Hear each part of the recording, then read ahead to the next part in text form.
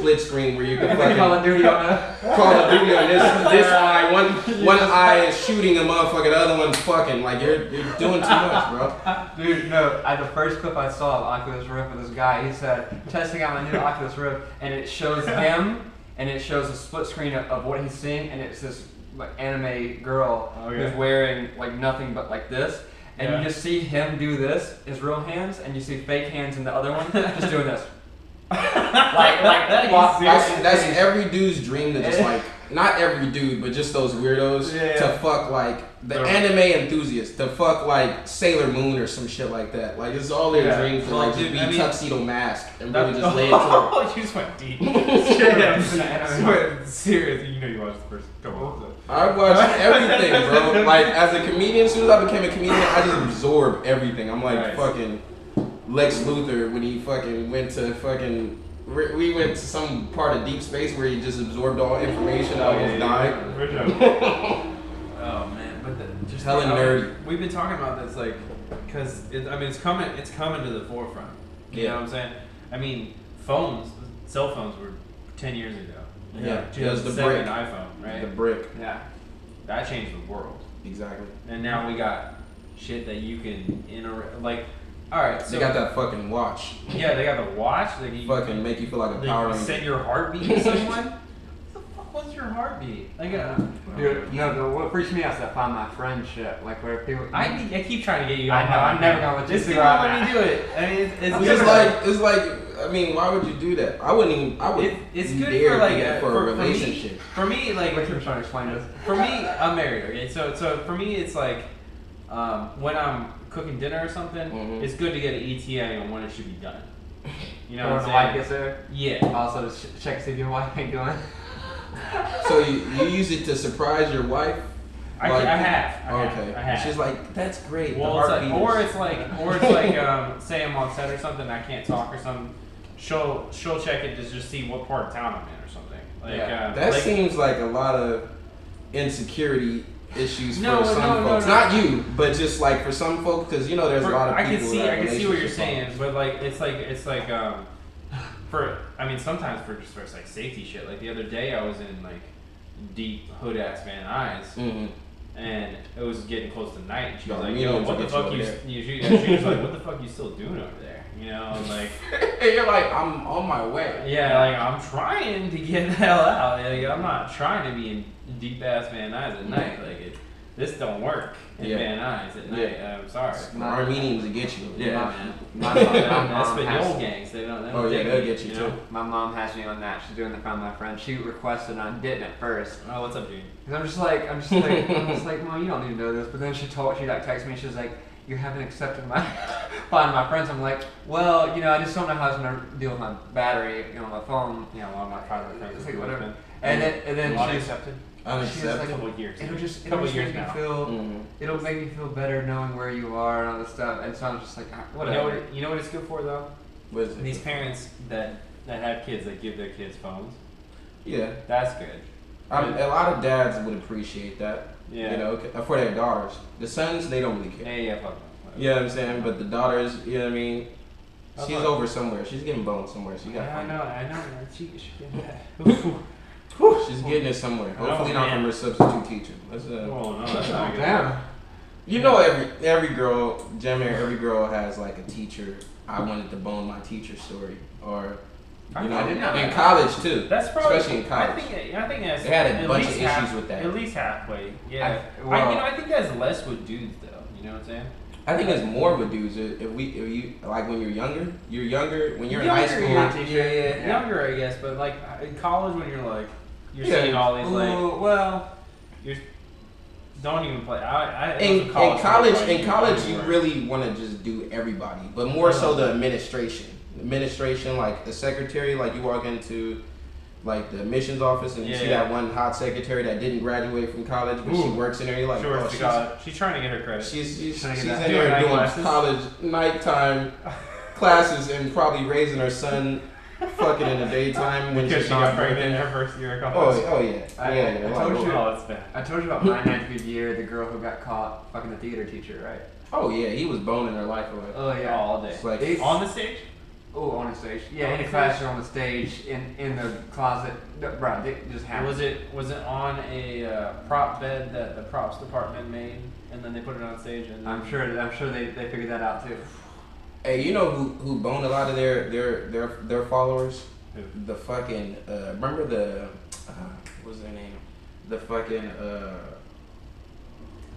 what was those trainers? The workout guys. What?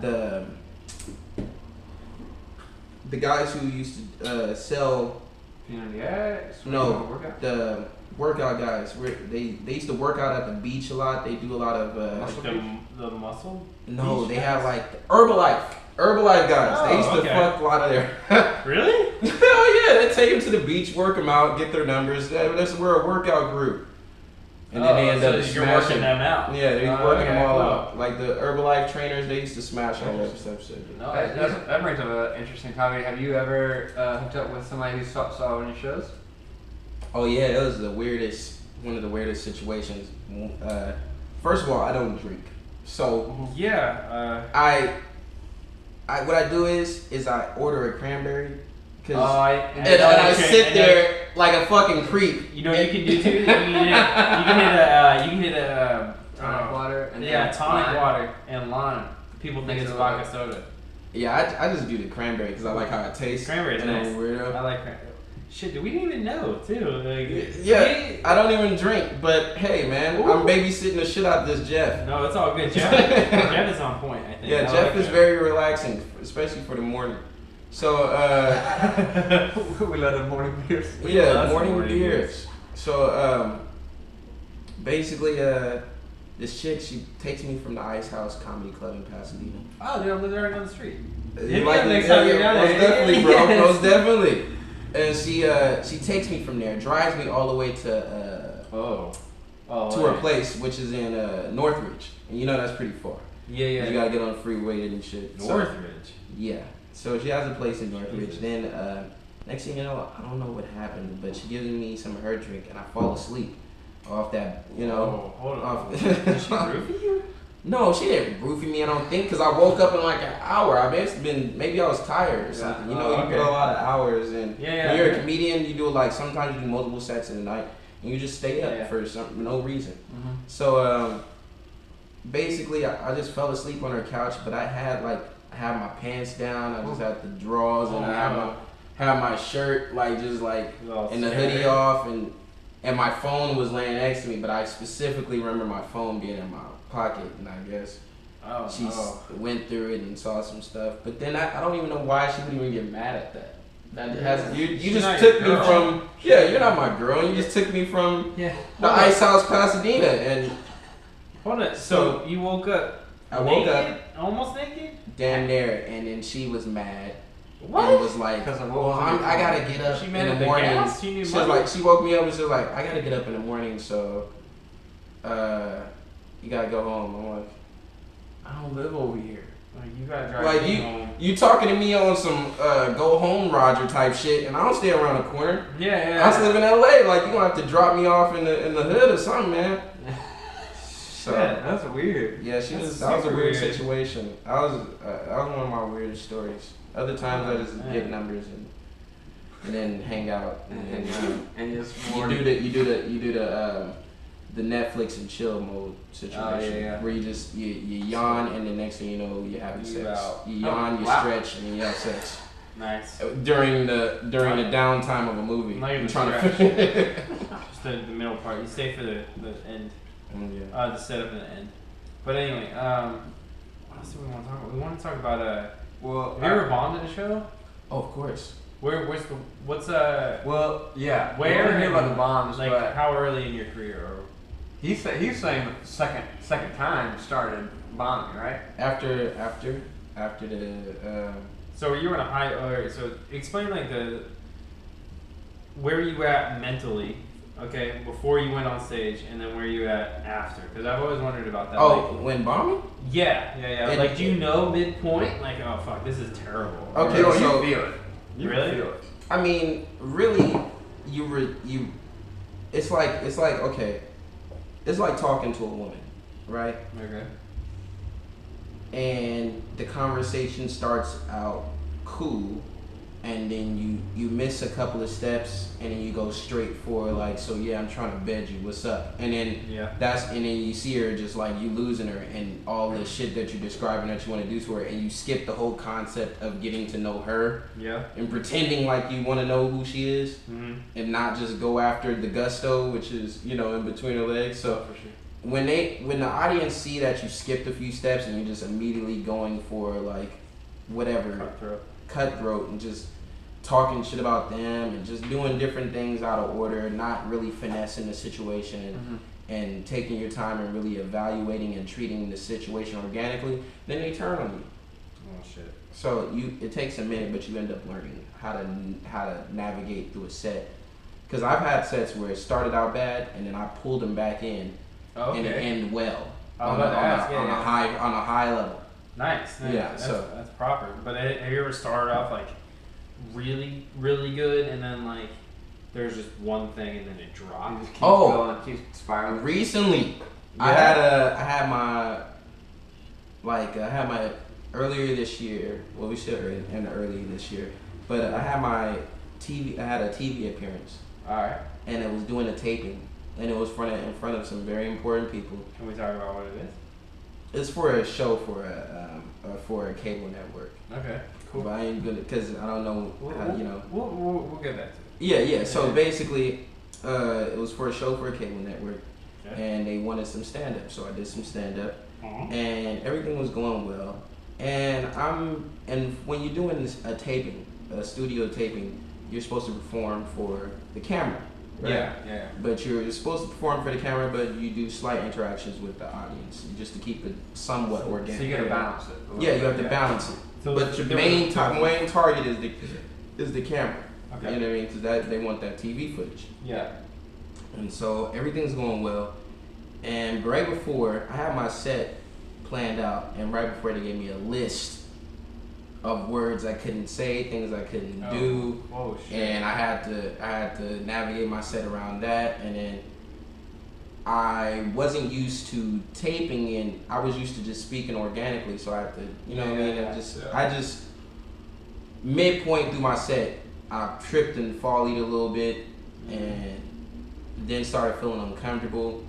But then I realized that I don't need to be feeling that way, because the audience wasn't real. They're a paid audience, you know what I'm saying? It's a studio audience. But at the same time, I mentioned that on stage, so that was a big foley. I was like, producer was like, "You're doing well. You just keep going. We're gonna cut and edit and everything." And I was like, "Yeah, that's cool. Yeah, I try to boost myself up so I can feel better, so I can go back into to start the set over at a high note." I'm like, "Yeah, they cool. They're not a real audience anyway." Yeah. I said that out loud, and they're just like, "We're laughing with you." Like, they had that face, like, we're giving you real, genuine. Oh shit.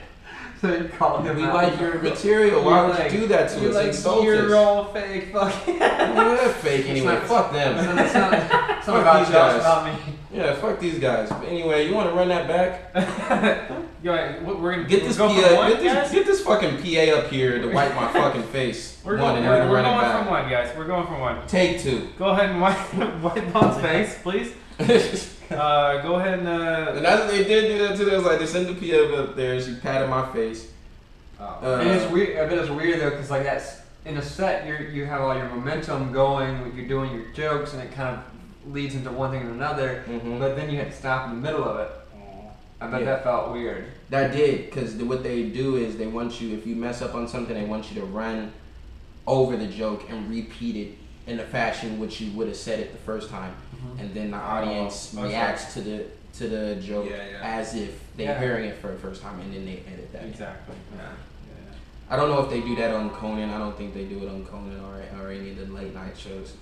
But that was my first experience with TV, and that was a low, so there's nowhere to go above. I think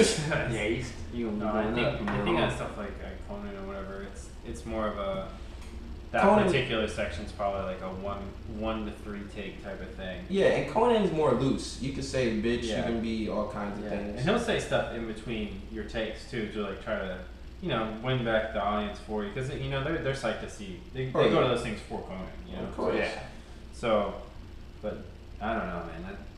That must have been very awkward. You know what it was is I don't have any representation, so it was like, damn, I blew a big opportunity to gain representation and gain like some kind of team that would support and help me. But then I was like, nah, I didn't do that because I mean I'm here for a reason. They asked me to come, they requested me, and they know I can do it. They know I can perform. I just had an off situation at the wrong time. Yeah, so, it happens to everybody. I know. I've felt that on numerous occasions, and I feel like it sucks because you can't dwell on it. Like I had a big chance with a commercial agent, and I was like, you know, this is gonna be my career. This is gonna be my career. Like literally, it was huge for me. And then I'm going to the meeting. It's great, whatever. And I was like, all I had to do is prove myself to these people, these other people. And I thought I did, and I did. I get an email saying, you know, we're not going to sign you because of these reasons, And it's just weird because there's a level of shamelessness to acting and to, I guess, comedy. Like, you have to sell yourself at some point. Yeah. But, like, I would rather just have managers or producers not producers, but managers or agents tell people, hey, you should go check this guy out because he's cool, he's good, he's a good actor. Yeah, it's like, it's so weird, like, you know, saying, hey, I'm great, you should hire me to do your thing. It does feel a little unhumble, like, and then you build this expectation up in people, and then they come out and then they don't feel like you reached it. I know.